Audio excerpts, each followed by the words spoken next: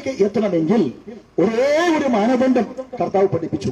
എന്താ പഠിപ്പിച്ചത്? ഒരുവൻ വെള്ളത്തിനാലും ആത്മാവിനാലും വീണ്ടും ജനിക്കപ്പെടുന്നില്ല എങ്കിൽ, മാനസാന്തരപ്പെട്ട് ഒരു നല്ല സ്വഭാവത്തിന്റെ ഉടമയായിട്ട് ഈ ഭൂമിയിൽ ജീവിച്ചില്ല എങ്കിൽ മരണശേഷം ആ മനുഷ്യന് സ്വർഗത്തിലേക്ക് എത്താൻ കഴിയത്തില്ല. മരിച്ചുപോയതിനു ശേഷം, ഒരു മനുഷ്യൻ മരിച്ചുപോയതിനു ശേഷം ഈ ഭൂമിയിലുള്ള മറ്റു വ്യക്തികൾ ഏതെങ്കിലും ശേഷക്രിയകൾ ചെയ്തതുകൊണ്ട് ആ മനുഷ്യന്റെ ആത്മാവിനെ സ്വർഗത്തിലേക്ക് കയറ്റാൻ പറ്റുമോ?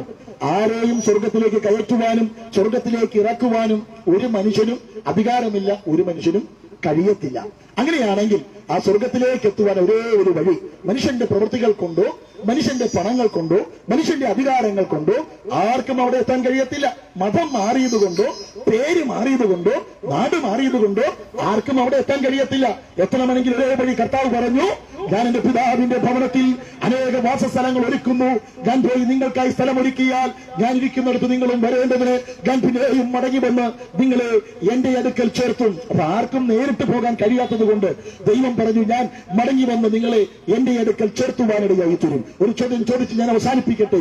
ഇന്ന് കർത്താവ് വന്നാൽ നമുക്ക് കർത്താവിനോടുകൂടെ എടുക്കപ്പെടുവാനിടയായി തീരുമോ? ആ സ്വർഗത്തിൽ എത്തിച്ചേരുവാനിടയായി തീരുമോ?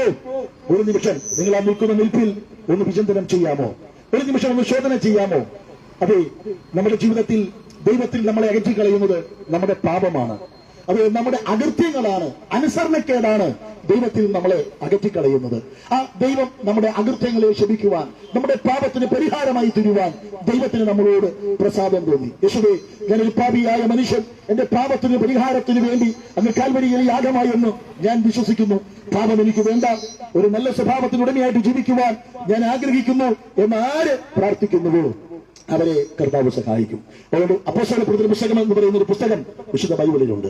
ആ പുസ്തകത്തിൽ ഇങ്ങനെ എഴുതിയിരിക്കുന്നു, 17-ാമത്തെ അധ്യായം അതിന്റെ 30-ാമത്തെ വാക്യത്തിൽ ഇങ്ങനെ എഴുതിയിരിക്കുന്നു, അത് ഇപ്പോൾ എല്ലായിടത്തുമുള്ള എല്ലാ മനുഷ്യരും മാനസാന്തരപ്പെടണമെന്ന് ദൈവം കൽപ്പിക്കുന്നു. അപ്പോസ്തലനായ പത്രോസ് തന്റെ 1-ാമത്തെ പ്രസംഗത്തിൽ ഇങ്ങനെ പറഞ്ഞു, വക്രതയുള്ള തലമുറയിൽ നിന്നും രക്ഷിക്കപ്പെടുവീൻ, നിങ്ങളുടെ പാപത്തിന്റെ മോചനത്തിനായി ഓരോരുത്തൻ യേശുക്രിസ്തുവിന്റെ നാമത്തിൽ സ്നാനമേൽപ്പിൻ, എന്നാൽ പരിശുദ്ധാത്മാവ് എന്ന ദാനം നിങ്ങൾക്ക് ലഭിക്കും.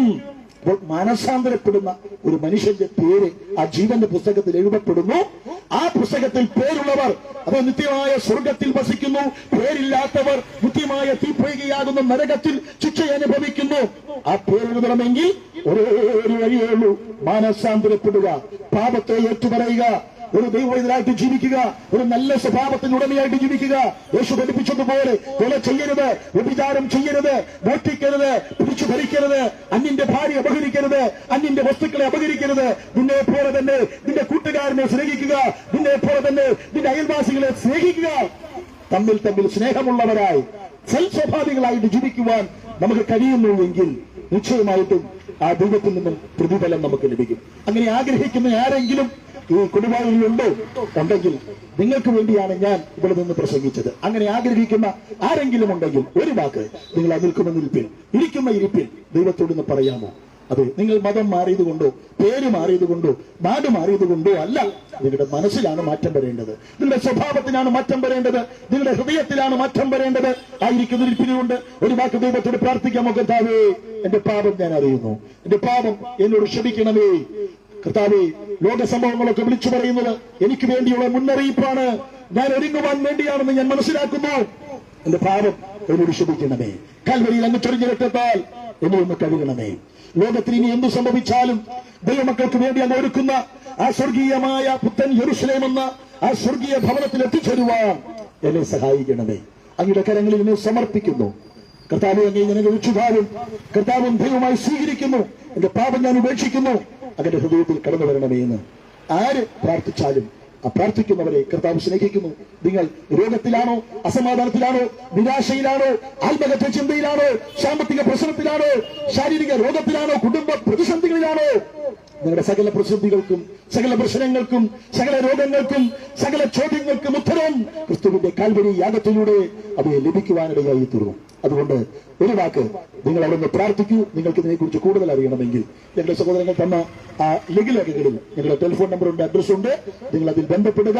ദൈവമായി കർത്താവ് നിങ്ങളെ സഹായിക്കട്ടെ. ആർക്കെങ്കിലും ആ പാപസ്വഭാവത്തിൽ മോചനം പ്രാപിക്കണമെന്ന് ആഗ്രഹമുണ്ടെങ്കിൽ ഞങ്ങൾ നിങ്ങൾക്ക് വേണ്ടി പ്രാർത്ഥിക്കാം. ഒരു വാക്ക് ഞങ്ങളോട് ചേർന്ന് നിങ്ങൾ പ്രാർത്ഥിക്കൂ. കർത്താവ് നമ്മളെ എല്ലാവരെയും അനുഗ്രഹിക്കുമാറാകട്ടെ.